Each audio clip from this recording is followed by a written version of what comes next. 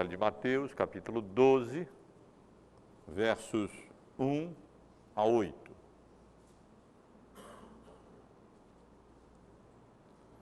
Diz assim, irmãos, essa porção tão iluminadora da palavra de Deus. Por aquele tempo, em dia de sábado, passou Jesus pelas searas. Ora, estando os seus discípulos com fome, entraram a colher espigas e a comer. Os fariseus, porém, vendo isto, disseram-lhe: Eis que os teus discípulos fazem o que não é lícito em dia de sábado.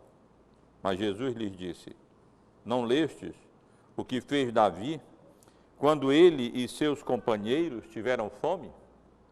Como entrou na casa de Deus e comeram os pães da proposição, os quais não lhe era lícito comer, nem a ele, nem aos que estavam com ele, mas exclusivamente aos sacerdotes? Ou não lestes na lei que aos sábados os sacerdotes no templo violam o sábado e ficam sem culpa? Pois eu vos digo, aqui está quem é maior do que o templo. Mas se vós soubesseis o que significa misericórdia quero e não holocaustos, não teríeis condenado inocentes, porque o Filho do Homem é Senhor do sábado. Meus irmãos, a observância do sábado, do dia de descanso prescrito na Bíblia, sempre foi uma questão da maior importância para o povo de Deus. De fato, a observância do sábado, a circuncisão e as várias restrições alimentares eram as três principais marcas ou características da identidade do povo de Deus no Antigo Testamento, características da identidade judaica. E dois perigos sempre ameaçaram o povo de Deus com relação à observância do sábado, os dois extremos. Por um lado, a negligência na observância do sábado, na guarda do sábado, de conformidade com as determinações do próprio Deus, na sua lei, na sua palavra.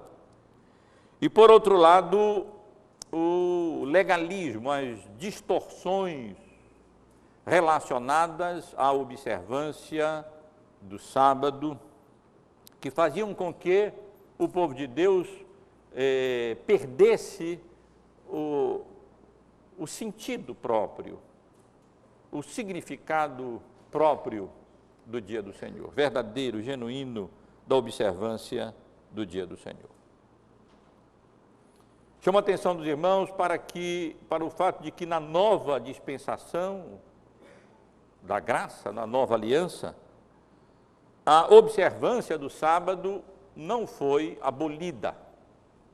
Não foi abolida porque o sábado, a guarda do sábado, não é uma lei cerimonial. Ela é uma vamos dizer, lei da criação. Ela está relacionada à própria criação. Quando Deus criou os céus e a terra, em 6 dias ele separou o dia do sábado e ali o santificou, descansando naquele dia e apreciando a boa obra que ele havia realizado pela força do seu poder, mediante a sua palavra.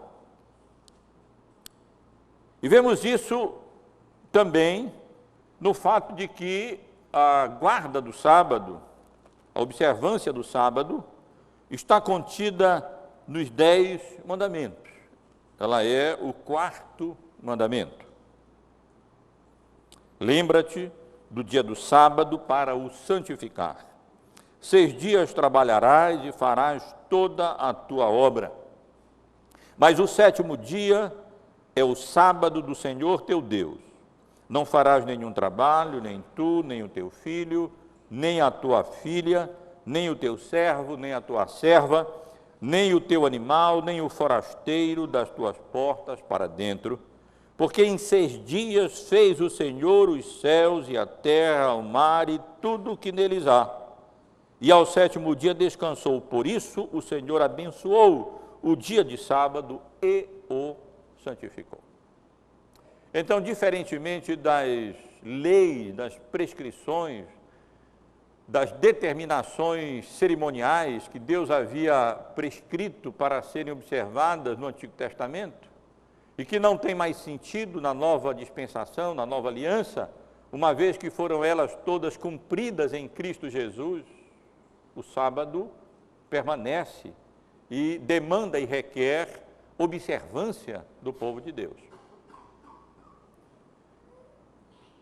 Não teria sentido que os 9 mandamentos fossem mandamentos de natureza moral e permanentes, como são, e apenas um desses mandamentos, o 4º, no meio, inserido entre esses mandamentos, fosse uma lei cerimonial, que houvesse passado e que não tivesse validade para o povo de Deus na nova aliança.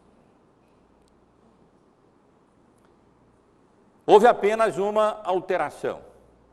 Ao invés de trabalhar 6 dias e descansar no 7º, separando e consagrando aquele dia para o descanso do corpo, a edificação da alma, o culto a Deus, na nova dispensação da graça, nós descansamos de antemão no 1º dia. E descansados em Cristo Jesus, nós iniciamos as nossas atividades e o nosso trabalho semanal, porque Ele é o nosso descanso. Quando cansados e sobrecarregados, vamos a Cristo, descobrimos que nele nós achamos de fato descanso, como consideramos aqui no domingo retrasado. E descobrimos que o seu jugo de fato é suave e o seu fardo é leve.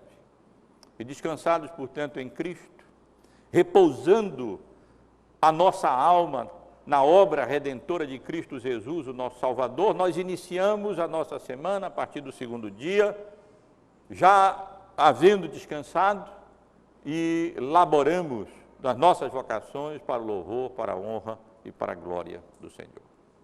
Houve, portanto, apenas uma troca. O descanso, o dia do sábado, ou seja, o descanso cristão permanece.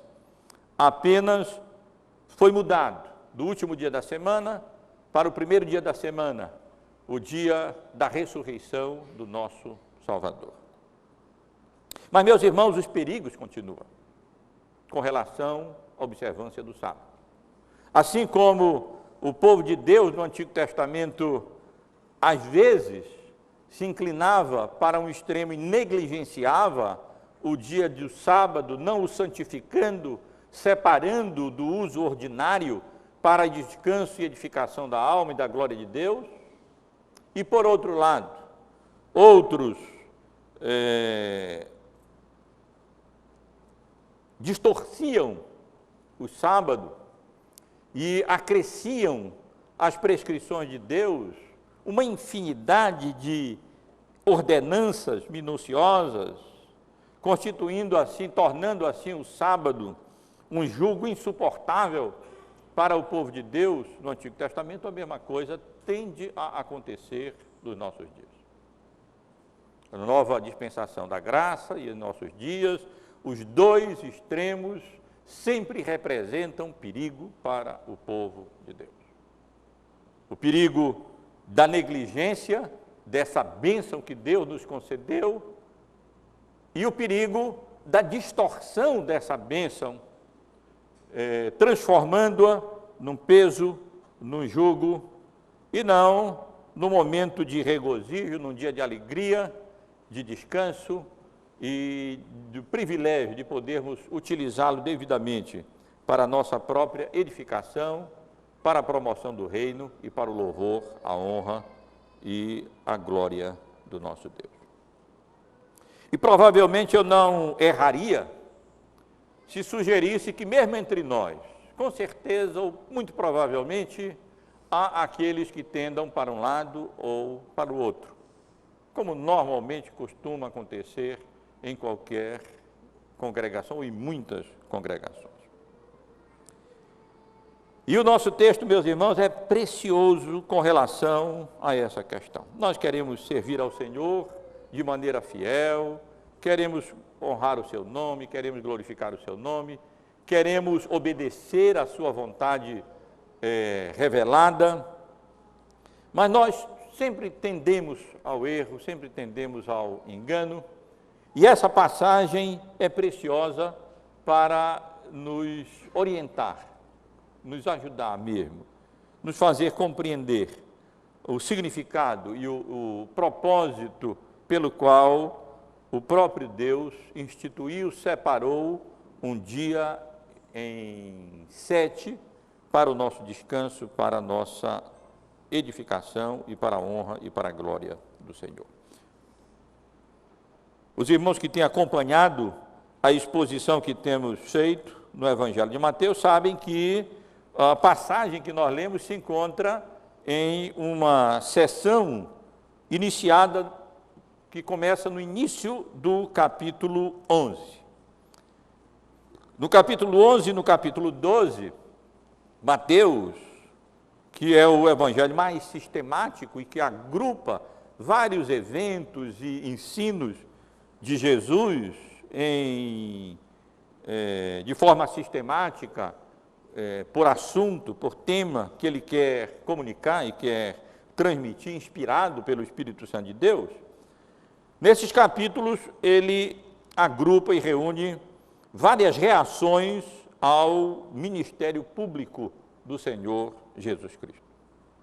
Concluímos no domingo retrasado a exposição do capítulo 11 e vimos aqui, dentre várias reações ao ministério de Jesus, a dúvida de João Batista, a insatisfação ou incredulidade do povo da aliança, que não estava satisfeito nem com o ministério de João Batista, que não comia, nem bebia, e nem com o ministério público de Jesus, que ia até pecadores e publicanos para abrir-lhes a porta do reino de Deus, anunciando-lhes o Evangelho. E vimos também, por fim, a impenitência de algumas cidades, em especial da Judéia, Corazim, Betsaida e Cafarnaum, que não obstante tantas manifestações inusitadas do poder, da autoridade de Cristo, ainda assim não se foram conduzidas ao arrependimento, manifestando assim uma obstinação e uma dureza de coração maior do que cidades ímpias no Antigo Testamento, como Tiro, Sidom e Sodoma. E aí então chegamos ao capítulo 12, que se encontra nesse contexto, no início desse capítulo, nessa seção que lemos, aonde os fariseus, os irmãos podem ver, acusam os discípulos de Jesus por uma suposta quebra do dia do Senhor. Era um assunto sério, um assunto grave. Era uma acusação grave a que nós encontramos aqui. E, na realidade, não apenas essa seção, do verso 1 ao versículo 8, que acabamos de ler, mas a seção seguinte, que vai do versículo 9 em diante, ilustram exatamente aquilo que o Senhor Jesus havia dito nos versos 28 ao versículo 30, que Mateus registra aqui no final, nessa seção. Vinde a mim todos os que estáis cansados e sobrecarregados, e eu vos aliviarei. E um dos pesos que pesava sobre o ombro do povo judeu no Antigo Testamento era exatamente essa falsa ou distorcida observância do sábado demandada, exigida por parte dos líderes espirituais do povo judeu no Antigo Testamento, os fariseus em especial, e os mestres da lei, os escribas, que haviam acrescentado uma infinidade de regrazinhas e normazinhas. Não, e não, e não, e não podia fazer isso, não podia fazer aquilo. Centenas de milhares de normas e de pequenas regrazinhas que, segundo eles, constituiriam quebra do sábado se fossem feitas pelo povo de Deus. Entre outras coisas, Jesus veio para libertar o seu povo desse jugo, desse peso, dessa escravidão a essas várias adições que os escribas e fariseus haviam acrescentado à lei do Senhor, especialmente ou inclusive no que diz respeito à guarda do sábado, à guarda do dia do Senhor.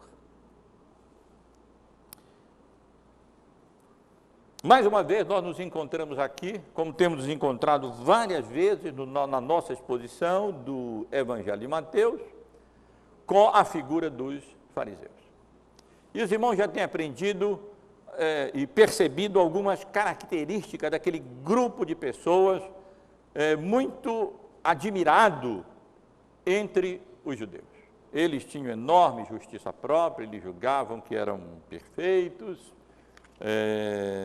tinham-se como superiores às demais pessoas, eles achavam que já haviam alcançado, não precisavam mais avançar, eles apreciavam a admiração dos homens, já vimos isto aqui, com relação à oração, com relação à prática do jejum, com relação aos atos de misericórdia, e eles enfatizavam a parte externa apenas, formal das exigências da lei, em detrimento do espírito da lei de Deus, daquilo que a lei de fato tensionava, daquilo que o Espírito Santo de Deus, daquilo que Deus tensionava alcançar, qual era o objetivo com a sua lei. E novamente nós os encontramos aqui. E eu chamo a atenção dos irmãos e convido os irmãos a manterem a Bíblia aberta na seção que lemos, capítulo 12, verso 1 ao versículo 8 do Evangelho de Mateus, para considerarmos essa sessão sobre o tema o Senhor do sábado. Porque mais, viu irmão, mais do que nos orientar, e esse texto nos orienta muito, iluminando essa questão da observância do sábado, mais ainda do que tudo isso, esse texto demonstra o senhorio do Senhor Jesus Cristo. Ele conduz a Cristo como aquele que é superior a Davi, como aquele que é superior ao templo, como aquele que é superior ao sábado, como aquele que é o Senhor de Davi, o Senhor do templo, o Senhor do sábado. E convido os irmãos a observarem o texto. Ele, ao meu ver, encontra-se dividido naturalmente em 3 seções. Primeiro, o verso 1, depois o versículo 2, e depois a seção que vai do versículo 3 até o versículo de número 8. Não é uma divisão bem proporcional, não é? Mas me parece que essa é a seção, é assim que o texto, historicamente, naturalmente, é dividido. No verso 1, a conduta dos discípulos de Jesus, nessa determinada situação ou circunstância. No verso 2, a reação dos fariseus diante da conduta dos discípulos de Jesus. E nos versos 3 ao versículo 8, a resposta de Jesus à acusação levantada pelos fariseus contra a atitude do Senhor Jesus. Com relação ao primeiro versículo, a conduta dos discípulos naquele momento, Mateus registra que por aquele tempo é uma expressão vaga, natural no Evangelho de Mateus, porque Mateus não é dentre os outros evangelhos, talvez o menos cronológico e é o mais sistemático. Então é uma expressão vaga por aquele tempo, aquela ocasião, não podemos tirar muito daqui. Aconteceu que Jesus estava caminhando, diz ele, pelas searas, ou seja, ele estava juntamente com os seus discípulos num dia de sábado, caminhando pelos caminhos que conduziam certamente a outra região, a outra cidade. Não devemos imaginar aqui grandes rodovias como temos hoje, ou nada assim, apenas aqueles caminhos, e caminhos que cruzavam campos, plantações de trigo, e que estavam ali prontas para serem ceifadas. Provavelmente já estavam naquele momento, no momento de ceifa, o trigo, os cereais estavam sendo ali colhidos. Nós da cidade não entendemos nada dessas coisas, né? Porque vivemos aqui na cidade e tudo, mas aqueles que vivem na fazenda sabem que são os caminhos, as estradas, olha para um lado é plantação, olha para o outro lado é plantação, e é por esses caminhos que as pessoas andam, se movimentam e circulam. E lá se encontrava, portanto, Jesus por um desses caminhos andando, e havia ali uma plantação, provavelmente de trigo, era o cereal normalmente plantado ali naquela região. Quando então os seus discípulos, com fome, começaram a pegar algumas daquelas pequenas espigas de trigo, a provavelmente debulhá-las com as mãos, a soprar, para tirar a casca que envolve os grãos, e então começaram a comer. Eles estavam com fome, seguindo a Jesus. Temos visto que várias vezes Jesus, no exercício do seu ministério, até, vamos dizer, se esquecia do tempo. E às vezes se compadecia da multidão que estava com fome, providenciava alimento, e os seus discípulos também. Não era fácil seguir Jesus, inclusive com relação a isso, né? Muitas vezes ali de trabalho e tudo, e os discípulos estavam com fome. E naquele momento, o que aconteceu aqui, o que Mateus registra, é exatamente isso. Jesus e seus discípulos, ali por um caminho, no meio de uma plantação, provavelmente de trigo, e os discípulos com fome, ali naquele dia de sábado, pegavam algumas espigazinhas de trigo, debulhavam com a mão, sopravam, e então comiam para saciar a fome, para matar a fome. Alguns sugerem que ele provavelmente também estiveram ali preparando alguma alimentação. O texto não diz, parece que não dá muito tempo para isso, é possível que ele estivesse apenas saciando a fome do jeito que eles podiam saciar ali, rapidinho, bem rápido, naquela circunstância e naquele momento. Isso com relação ao que os discípulos estavam fazendo, a conduta dos discípulos conforme descrita ou narrada por Mateus no versículo 1. No versículo 2, como chamei a atenção dos irmãos, Mateus faz referência à reação dos fariseus. Lemos que, vendo isso, verso 2, os fariseus, porém, vendo isto, ou seja, para eles verem o que os discípulos de Jesus estavam fazendo, das duas uma. Ou eles estavam seguindo a Jesus, o que não era difícil, porque sempre encontramos os fariseus ao encalço ali de Jesus, não porque desejavam segui-lo, ou tinham a sincera intenção de aprender dele, mas para ver se conseguiam flagrá-lo em algum erro, alguma coisa, com o propósito de condená-lo. Era uma intenção bem negativa mesmo. E não é improvável que eles estivessem ali sempre bisbilhotando mesmo e seguindo Jesus, para ver mesmo se eles pegavam Jesus ou seus discípulos cometendo alguma violação da lei, para então poderem condená-los. Ou então poderia acontecer que foi simples coincidência, eles estavam ali se dirigindo juntamente, podia ser um caminho comum, que quem sabe conduzisse a uma sinagoga, era dia de sábado, então os judeus normalmente se dirigiam à sinagoga. Uma das duas coisas pode muito bem ter ocorrido.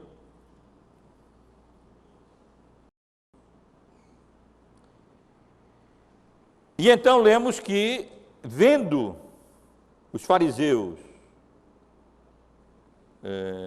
o que estava acontecendo, ou seja, os discípulos colhendo ali, pegando o trigo e debulhando e comendo, se dirigiram a Jesus, foram a Jesus e disseram: eis que os teus discípulos fazem o que não é lícito fazer em dia de sábado. Não pensem que aqui nós temos um conselho, não, nem palavras amigáveis, ou somente um comentário, não. É uma acusação mesmo. Eles estavam ali levantando uma séria acusação contra a atitude dos discípulos de Jesus. Mas, contrariamente àquilo que nós poderíamos imaginar modernamente, o espanto deles e a condenação deles não era porque os discípulos estavam passando ali na propriedade dos outros e roubando espigas e tirando espigas. Para nós, esse ato poderia ser encarado dessa maneira. Mas não naquela época e entre o povo de Deus, porque a lei de Deus permitia que isso acontecesse. A lei de Deus autorizava que as pessoas com fome, passando pela borda de um campo, que naquele tempo não era assim cercado como hoje, muitas vezes às vezes não, eles pudessem então pegar algumas espigas ali e comer, ou então uma plantação de uva, poder tirar algumas uvas e comer. No caso das uvas, eles não poderiam guardar em cesto e levar para casa, assim também não é? Já é abusar. Com fome, podiam tirar um cacho ali, comer, tudo bem. Com relação aos cereais, ao trigo, eles podiam arrancar com a mão algumas espigas, pegar o que desse ali e saciar a fome, mas não podiam passar a foice, senão aí também já era demais. Vemos isso em Deuteronômio, no capítulo 23, nos versículos 24 e 25, onde lemos assim: quando entrares na vinha do teu próximo, comerás uva, segundo o teu desejo, até te fartares, porém não as levarás no cesto.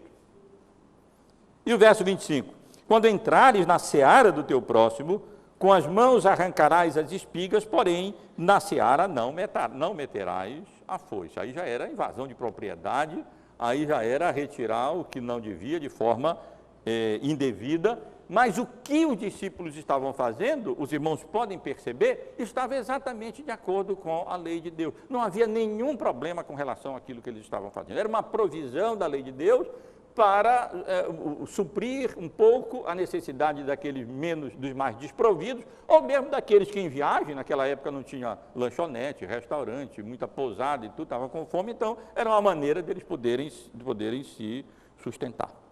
Mas eu volto a chamar a atenção dos irmãos, a reação dos fariseus não é, portanto, contra o fato deles escolher espigas de outras terras, mas sim porque o que eles estavam fazendo no dia do sábado.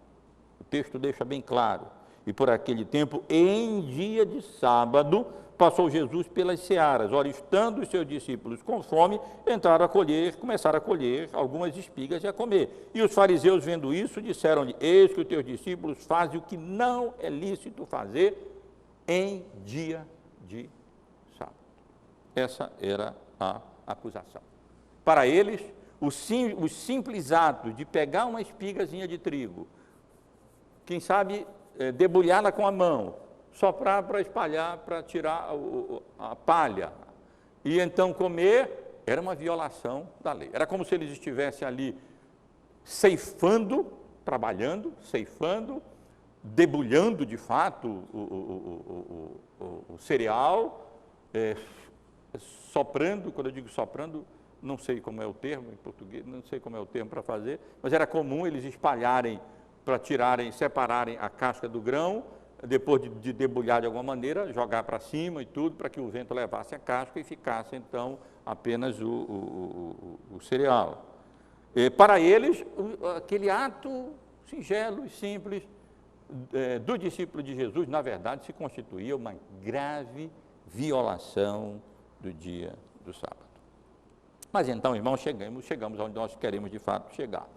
Ou seja, os versículos 3 a 8, onde nós encontramos a resposta do Senhor Jesus, uma resposta iluminadora e que lança muita luz para a nossa compreensão com relação ao que devemos considerar acerca da observância do sábado, que é o nosso domingo, o dia do Senhor, ainda hoje, como povo de Deus, como povo da aliança, como povo do pacto, de modo a agradar ao Senhor e não incorrer, nem por um lado, no legalismo dos fariseus e nem tampouco na negligência daqueles que não têm o menor cuidado com relação à observância do dia do Senhor.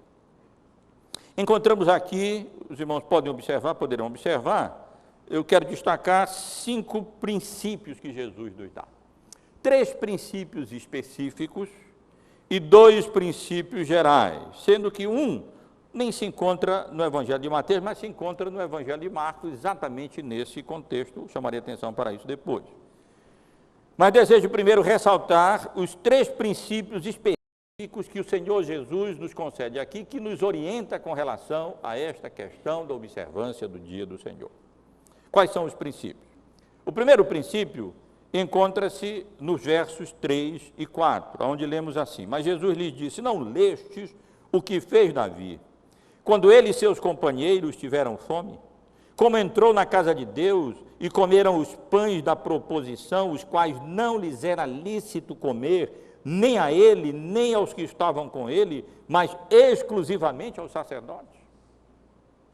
Jesus aqui apela para a história, e história muito conhecida daqueles homens, daquele fariseu. Quando Jesus pergunta: Não lestes? Ele sabia que eles tinham lido. A pergunta é: não entendestes? Não leste de forma a discernir a implicação e o significado de um evento que certamente era bastante conhecido daquele povo? E então Jesus faz referência a um episódio ocorrido na vida de Davi, quando ele se encontrava fugindo de Saul, que queria matá-lo, e então estava com seus companheiros, aquele que o apoiava. Ele já havia sido ungido rei, mas ainda não havia assumido esse reinado, aconteceria isso posteriormente, e Saul ainda era rei. E então, com fome, Davi chega a uma cidade, a cidade de Nod, e se dirige até onde era realizado ali sacrifício, onde havia sacerdote, ao sacerdote Aimeleque, e pede algum pão, alguma comida, algum alimento. E Aimeleque diz: Olha, não tenho nada para te oferecer, não tenho pão nenhum, não tenho alimento nenhum, a não ser alguns pães, mas são pães sagrados, eu não posso dar, são pães da proposição, ou seja, segundo a lei de Deus, alguns pães eram feitos com as entregas de produtos, vamos dizer, dos dízimos, dos cereais que eram dados, e aí então esses pães eram oferecidos na mesa da proposição ao Senhor, e permaneciam ali durante alguns dias, e depois então eles eram retirados, os sacerdotes podiam comê-lo, e eles eram substituídos por pães novos que eram feitos e ali colocados. Nós vamos pensar no nosso pãozinho careca de 50 gramas, que não dá nada, era pão mesmo, né? Era coisa bem sólida, durava e alimentava mesmo. Mas, segundo a lei de Deus, só os sacerdotes poderiam comer. Entretanto, vendo aquela situação e percebendo aquela necessidade de Davi e dos seus companheiros, o sacerdote Aimeleque deu o pão, aquele pão, a Davi, para saciar sua fome dos seus companheiros, apesar do fato de que a lei de Deus normalmente não permitiria que isso regularmente acontecesse. E com esse evento, meus irmãos, nós aprendemos, portanto, o primeiro princípio relacionado ao sábado. É o princípio segundo o qual as obras de misericórdia, as obras de necessidade, elas não violam a observância do sábado. Trata-se de uma lei maior, há prioridade nas leis de Deus. E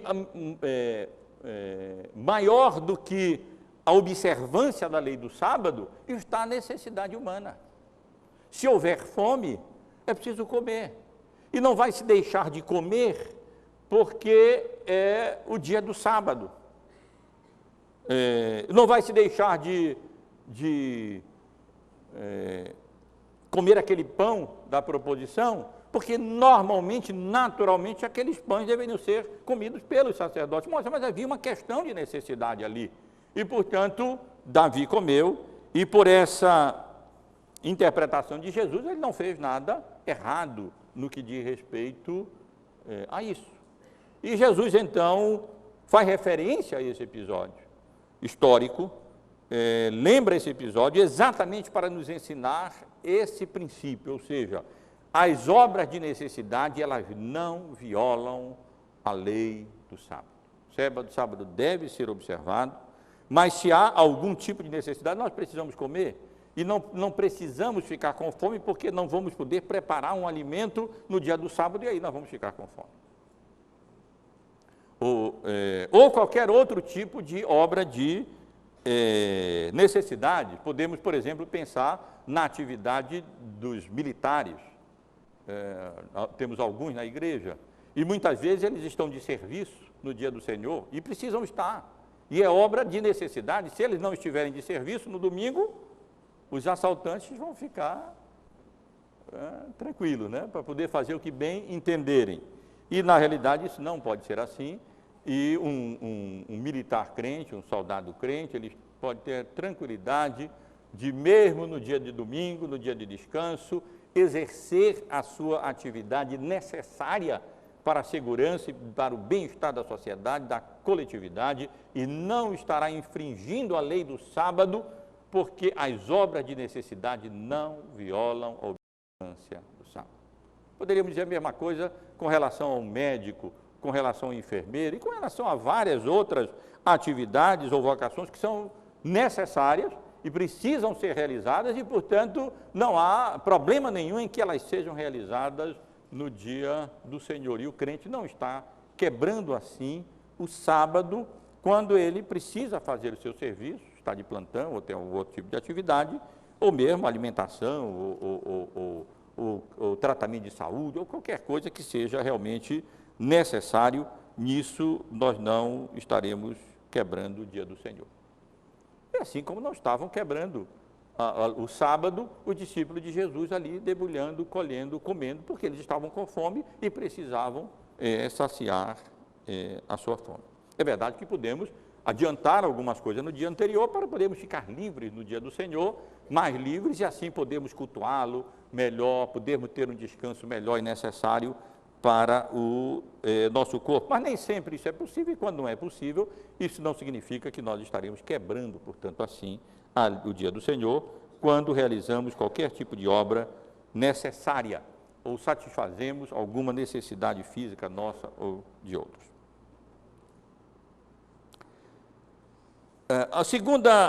O segundo princípio específico que o Senhor Jesus nos ensina aqui, encontra-se nos versos seguintes, no verso 6 e no versículo 7. Quando ele novamente pergunta, ou não leste na lei, que aos sábados os sacerdotes no templo violam o sábado e ficam sem culpa, pois eu vos digo, aqui está quem é maior do que o templo. E aqui o Senhor Jesus nos ensina outro princípio com relação à observância do sábado. Não apenas as obras de necessidade não violam o sábado, mas também as atividades culticas ou religiosas, elas também não violam a observância do sábado. Isto é, as atividades relacionadas à edificação da alma, as atividades relacionadas à promoção do reino de Deus, as atividades relacionadas ao culto, e essas coisas são necessárias e elas não violam de forma nenhuma o sábado.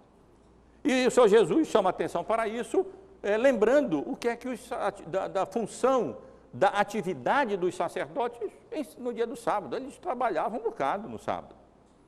Tanto eles ensinavam, tinham que matar os animais, carregar os animais, oferecer aqueles animais em sacrifício, dirigir as suas orações, adorar. Quer dizer, havia intensa atividade, trabalho no dia de sábado por parte daqueles que tinham a responsabilidade de conduzir a adoração, o culto público, o ensino, a pregação, a oferta dos sacrifícios que era realizado no dia do Senhor, no dia do sábado. E, evidentemente, meus irmãos, a lição é essa. Nós que somos, por exemplo, ministros do Evangelho, além de trabalharmos o dia da semana toda, preparando o sermão, estudando, orando e com outras atividades, o domingo é o dia que nós trabalhamos mais. Às 6 horas da manhã, estamos em pé e orando e revisando o que vamos estudar e suplicando a misericórdia, a graça de Deus, terminando de preparar alguma coisa. Muitas vezes, enquanto os irmãos estão ainda aí cantando, se preparando para o culto, a minha cabeça está funcionando a mil, não é? E os ministros do Evangelho sabem esses momentos de terror, de horror, que antecedem a pregação, em que nós nos encontramos com profunda angústia de alma diante da responsabilidade que o Senhor confere a nós tão frágeis e tão pecadores. E ali pensando e refletindo, a fim de que tudo seja exposto da melhor maneira possível, representando de fato a verdade, a vontade de Deus na sua palavra, e suamos no domingo pela manhã, no domingo à noite, enfim, o dia inteiro, à tarde a mesma coisa, trabalhando e profanando, vamos dizer, o dia do sábado, o dia do Senhor, o dia de domingo, em atividades intensas, mas que não constituem violação do dia do Senhor, que não constituem violação, quebra do sábado, porque esse princípio o Senhor Jesus deixou perfeitamente claro quando fez referência à atividade dos sacerdotes no dia do sábado. Isto é, essas coisas não constituem violação do dia do Senhor. Nem aqueles que estão limpando o templo, arrumando o templo, ou trabalhando aí embaixo, organizando as pessoas que chegam, aqueles que estão se preparando para pregar, ou pregando, ou ensinando, ou gravando, ou realizando qualquer outra coisa, não apenas no ambiente de culto, mas que tenha em vista esse caráter religioso e tenha em vista a instrução, a edificação, a promoção do reino de Deus, a promoção da glória de Deus neste mundo. Estas coisas não constituem violação do dia do Senhor, não constituem violação do sábado cristão. Observo ainda, irmãos, com relação a esse assunto, a declaração de Jesus no versículo 6, onde ele diz: aqui é maior do que o templo. Isto é, se os sacerdotes podiam realizar aquelas atividades deles no dia de sábado, com vistas ao culto no templo, Jesus diz: aqui está quem é maior do que o templo. E aqueles que estão me seguindo podem realizar outras atividades, porque eles estão, na verdade, adorando e servindo aquele que é maior do que o templo. E, de fato, meus irmãos, nós devemos ter em mente que o templo era apenas um local que representava a presença de Deus. E Jesus é a maior presença de Deus conosco aqui neste mundo. A Bíblia isso deixa muito claro, mas quero só ler alguns versículos no capítulo 1 e no capítulo 2 de Colossenses, onde lemos assim sobre Jesus: este é a imagem do Deus invisível, o primogênito de toda a criação. No verso 19 do capítulo 1, porque aprove a Deus que nele residisse toda a plenitude. No capítulo 2, verso 3, em quem todos os tesouros da sabedoria e do conhecimento estão ocultos. E no verso 9, porque nele habita corporalmente toda a plenitude da divindade.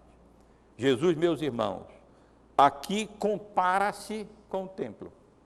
E ele está sugerindo que assim como os sacerdotes que serviam ao templo, que representava a presença de Deus, tinham a liberdade e não estavam ali violando com as suas atividades o dia de sábado, assim também os seus discípulos que estavam seguindo aquele que é maior do que o templo, aquele que representa Deus, quem vê a mim vê ao Pai, em quem a plenitude da divindade é encontrada e que é muito superior ao templo. Ele, portanto, aqueles que o servem, eles estão nessa atividade de servi-lo, de segui-lo, livres de violar ou quebrar o sábado, ao servirem Jesus, assim como os sacerdotes não violavam ao servirem o templo, que era menor do que Jesus. Encontramos ainda um terceiro princípio específico. Primeiro, as obras de necessidade não constituem violação do sábado. As obras religiosas ou culticas ou de adoração, ou que permitem a adoração a Deus, não constituem violação do sábado. E, em terceiro lugar, Jesus deixa claro que as obras de misericórdia também não constituem violação do sábado. Jesus deixa isso claro, desculpem, irmão, no versículo 7, citando Oséias, no capítulo 6, versículo 6, dizendo: mas se vós soubesses o que significa misericórdia quero e não holocausto, não teríeis condenado a inocentes. E é exatamente o que lemos em Oséias 6,6, pois misericórdia quero e não sacrifício, e o conhecimento de Deus mais do que holocausto. Estaria Oséias, ou estaria Jesus, contrariando as próprias prescrições da lei que recomendavam o holocausto? Depreciando aquele ato central no culto, na antiga dispensação, quando cordeiros eram trazidos e eram imolados, e o sangue era derramado, e eram ofertados em sacrifício, prefigurando, tipificando e apontando para o Cordeiro de Deus que tira o pecado do mundo? Evidentemente que não, meus irmãos, de forma nenhuma. O ensino aqui é que essas demandas com relação à forma de culto litúrgica necessárias e importantes, elas não podem ocorrer em detrimento do ato, da disposição sincera, interna, honesta e mesmo de misericórdia. Talvez uma das melhores ilustrações que nós encontramos para esse ponto é a história, ou a parábola que Jesus contou e que Lucas registra no seu Evangelho no capítulo 10, a parábola conhecidíssima, talvez a mais conhecida de todas as parábolas de Jesus, a parábola do bom samaritano. Quando aquele homem assaltado jazia ali com risco de vida, tendo-lhe sido tirado os pertences e encontrando ali ferido, com risco de morte, então passa um sacerdote e provavelmente tão interessado e preocupado com as coisas formais religiosas, deixou o homem naquela situação. Passou também um levita e fez a mesma coisa. Então veio um samaritano e agiu como na verdade deveria agir. E com essa parábola Jesus está respondendo a uma inquirição com relação a quem é o nosso próximo. E ele ensina ali que o nosso próximo é aquele que precisa da nossa, genuinamente, legitimamente, da nossa auxílio, da nossa ajuda, e nós precisamos ajudar e devemos ajudar. E a nossa religião, as nossas obrigações formais, religiosas, não podem servir jamais de desculpa para não realizarmos atos de misericórdia. Mas os fariseus faziam exatamente isso. Eles deixavam de ajudar as pessoas, eles deixavam de agir de forma misericordiosa, com muitas desculpas, em função apenas da observância da religião formal, da forma externa, quando isso, na realidade, não deveria acontecer. O Senhor jamais se agrada da forma da religião ser utilizada como desculpa para a falta nossa no que diz respeito ao exercício da misericórdia, quando legítima e devida, nas circunstâncias adequadas e apropriadas. Então, meus irmãos, são esses três princípios específicos que Jesus nos dá aqui e que certamente nos ajuda no que diz respeito à observância do sábado. As obras de necessidade não violam a observância do sábado. As atividades religiosas, de culticas no templo, com vistas à adoração a Deus, ao culto a Deus, também não violam o sábado.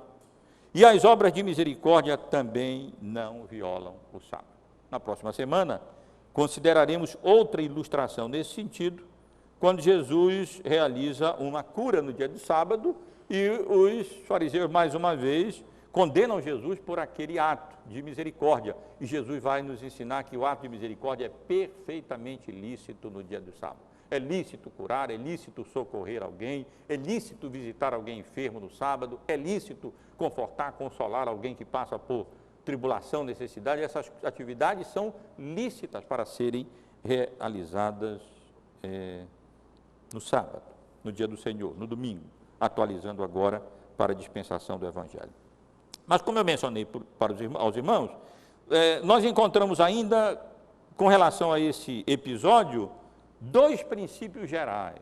E os princípios gerais, eles são até mais importantes, porque eles nos dão uma visão mais ampla e uma compreensão mais adequada sempre.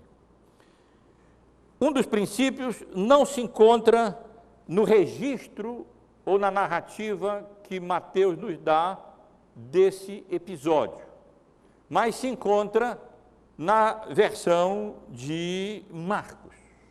Se os irmãos lerem em Marcos, no capítulo 2, no versículo 27, exatamente no mesmo episódio, Marcos registra alguma coisa, uma declaração de Jesus que Mateus não registrou, perfeitamente normal.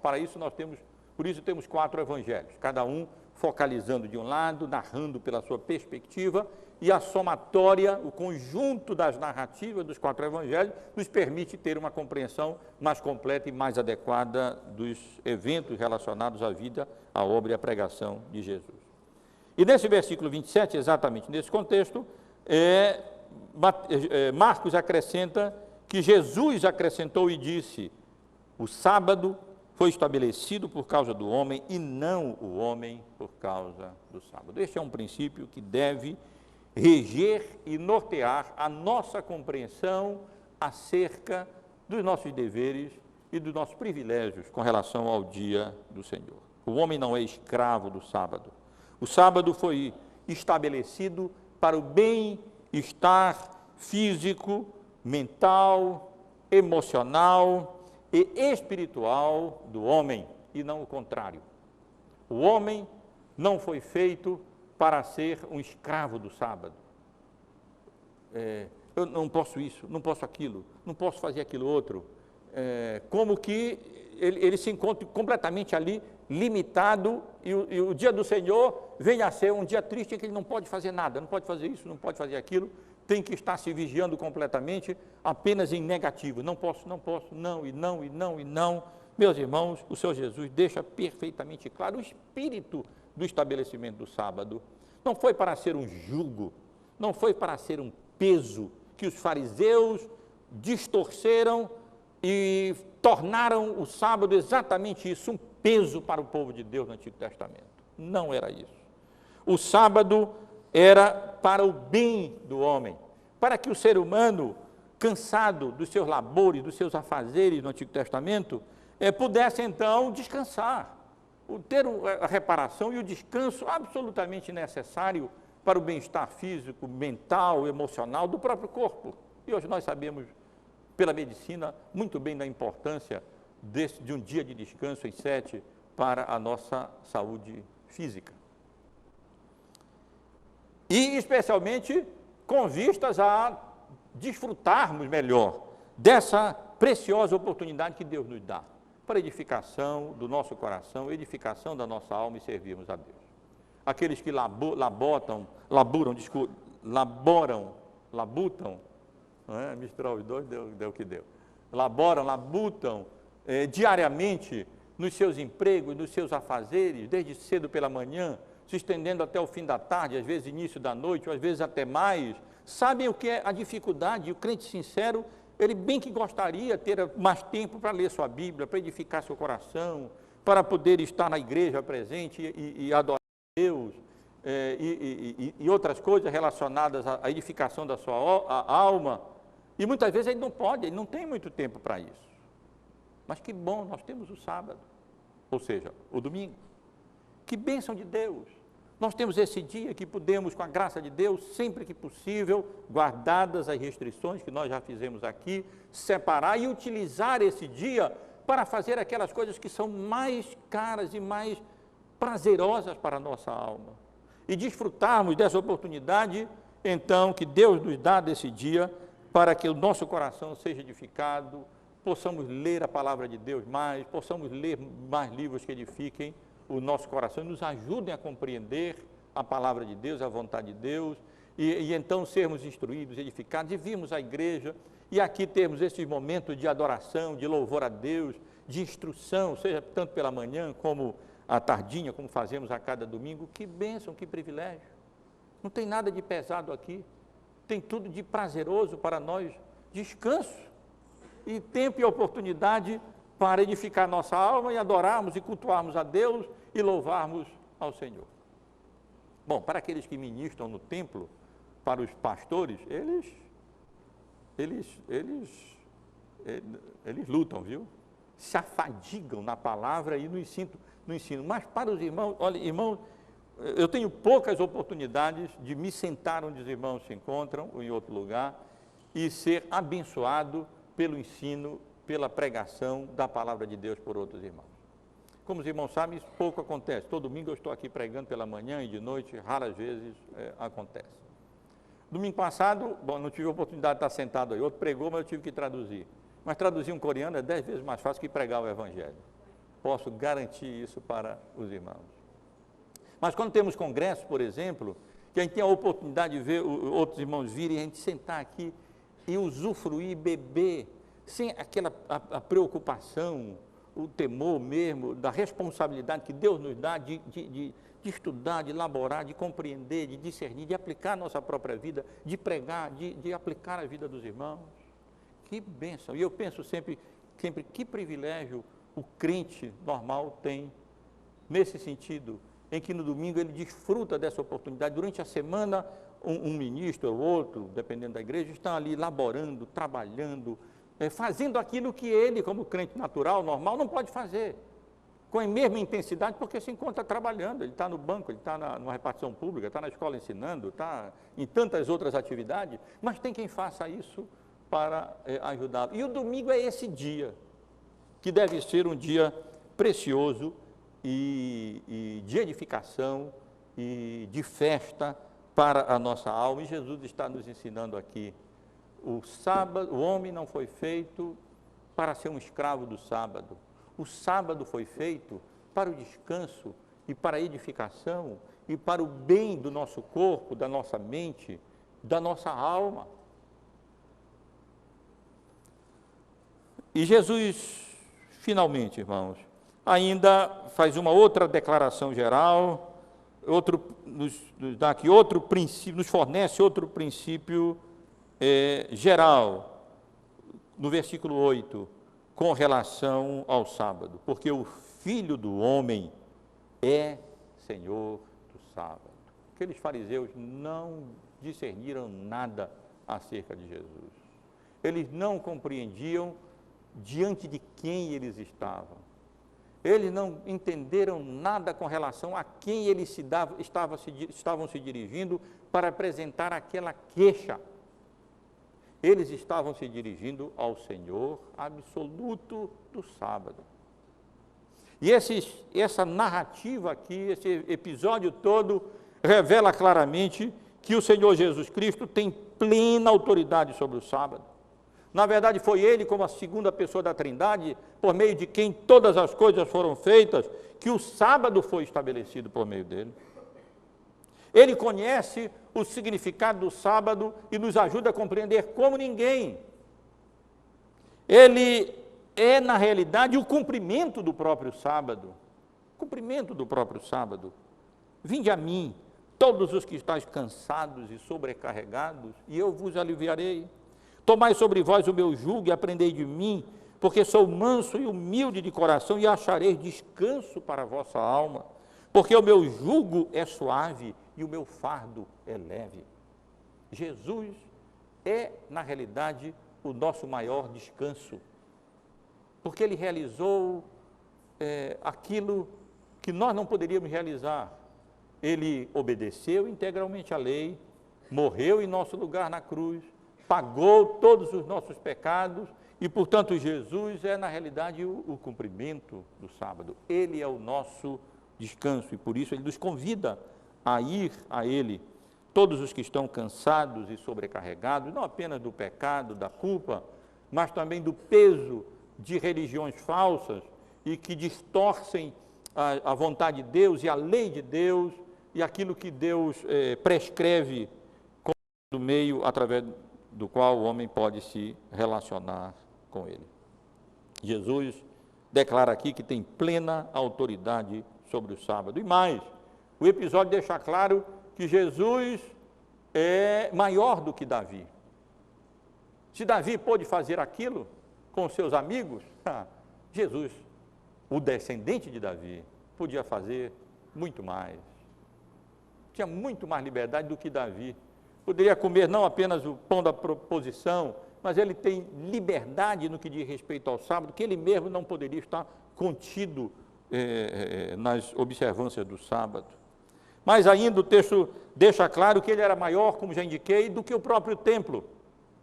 E se os sacerdotes dispunham daquela liberdade para trabalhar no templo, ou em função do templo, que representava a presença de Deus, muito mais aqueles que servem a Cristo e trabalham com vistas à promoção do seu reino nesse mundo, com vistas à adoração ao seu nome, ao culto, eles têm a liberdade para se afadigar na palavra, no ensino ou em outras atividades que sejam necessárias, com vistas à realização do culto, à promoção do seu reino e ao louvor, à honra e à glória do seu nome. E Jesus finalmente diz que ele é maior do que o sábado, porque, como eu mencionei já, ele é o cumprimento do sábado, ele é, na realidade, o nosso maior descanso. Então, meus irmãos, temos aqui esse ensino tão precioso de Jesus que nos orienta e nos ilumina com relação a como devemos compreender o sábado como essa bênção de Deus para a nossa vida, mesmo agora na dispensação do Evangelho, agora na dispensação da graça.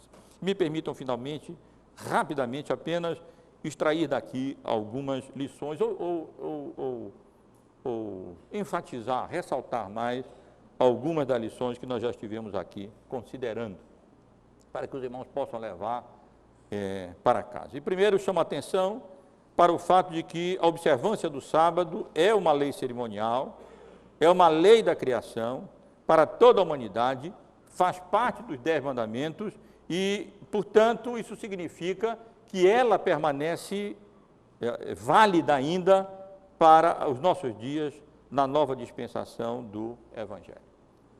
Nos Evangelhos, Jesus condena e corrige vários abusos com relação não apenas ao sábado, mas com relação à oração, com relação ao jejum, com relação aos atos de misericórdia e, claro, com relação ao sábado.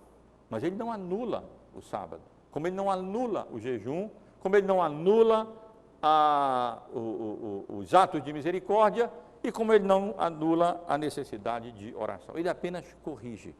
Apenas não temos mais, o dia mudou, como eu ressaltei, não mais o sábado, mas o domingo, aonde nós encontramos o povo de Deus reunido, aonde João faz referência no Apocalipse, capítulo 1, se eu não me engano, talvez o verso 10 por aí, ao dia do Senhor, primeiro dia da semana, como sendo o dia do Senhor, e o dia em que Jesus de fato ressuscitou, e que passa a ser o nosso descanso. Como eu disse no início, nós já iniciamos o nosso trabalho no segundo dia da semana, com o coração perfeitamente descansado em Cristo e com o corpo mesmo já descansado para o início do nosso trabalho. Nossa perspectiva muda.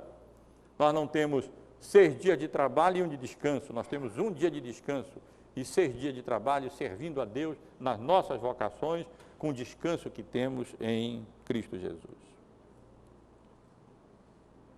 Mas as lições principais aqui, sem dúvida, são com relação aos alertas que nós encontramos quanto aos perigos dos extremos e distorcermos assim o dia do sábado. Ou seja, primeiro o perigo do legalismo.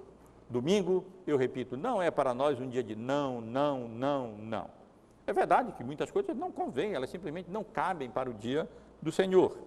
Mas o dia do Senhor é para o crente um dia positivo, um dia de festa mesmo.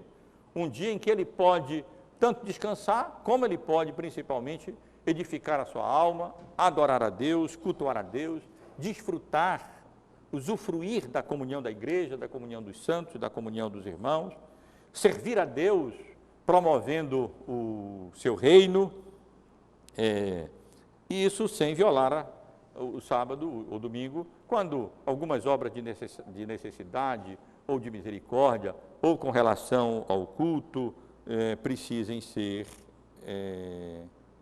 realizadas. Domingo para nós é uma festa para a nossa alma, é um descanso para o corpo, um clímax da nossa semana e ainda uma preparação para a nova semana, para que possamos então servir a Deus nas nossas vocações, tudo fazendo para o louvor, a honra e a glória do seu santo nome. Mas, meus irmãos, me permitam concluir, chamando a atenção para o outro lado também, porque a não ser que eu esteja muito equivocado, o perigo maior dos nossos dias não é o legalismo com relação ao sábado, é exatamente o oposto, a negligência com relação à observância do dia do Senhor. Tendo dito tudo isso, e aprovado tudo isso, e recomendado tudo isso, a realidade é que o perigo maior para os nossos dias não é tanto de exagerar na guarda do dia do Senhor, mas de negligenciar a consagração do dia do Senhor. E eu quero concluir fazendo a leitura de um breve comentário do bispo Riley, muito conhecido no seu comentário de Mateus, Meditações no Evangelho de Mateus. Riley conclui o seu pequeno comentário dessa sessão com as palavras que eu quero ler aqui para os irmãos, para equilibrar a exposição que estivemos fazendo nesta noite. Riley conclui essa sessão do seu comentário dizendo assim: ao deixarmos este assunto, cuidemos para que jamais sejamos tentados a menosprezar a santidade do sábado cristão. Tenhamos cuidado para não fazer das instruções do nosso gracioso Senhor uma desculpa para a profanação do dia do Senhor. Não abusemos da liberdade que ele assinalou tão claramente para nós, fingindo que fazemos obras necessárias e de misericórdia no dia do Senhor, que na verdade fazemos para satisfazer o nosso próprio egoísmo. Há um grande motivo para advertirmos as pessoas quanto a isso. Os erros dos fariseus, no tocante ao dia do Senhor, tendiam para um extremo. Os erros dos cristãos tendem para o outro extremo. Os fariseus fingiam querer aumentar a santidade do dia, mas os cristãos modernos, com grande frequência, dispõem-se a subtrair a santidade do dia, agindo de maneira irreverente, profana e ociosa. Que cada um de nós vigie a sua própria conduta quanto a esta questão. O cristianismo verdadeiro está intimamente ligado à observância autêntica do dia do Senhor. Que jamais nos esqueçamos de que o nosso grande alvo deveria ser obediência ao mandamento que diz: lembra-se do dia de sábado para o santificar. As obras de necessidade, misericórdia, e eu acrescentaria religiosas, podem ser feitas. Jesus disse: é lícito fazer o bem, porém dedicar o dia do Senhor ao mero lazer, ao ócio ou ao mundo, é contrário à lei de Deus. Tal atitude é contrária ao exemplo de Cristo e um pecado contra o mandamento tão claro de Deus. Que Deus nos abençoe, meus irmãos e irmãs, Deus nos dê a graça, cada um veja na sua consciência, diante de Deus, como considera essa questão à luz da palavra do Senhor e dessas instruções que nós estivemos considerando para a nossa instrução e edificação e admoestação e conforto e consolo nesta noite.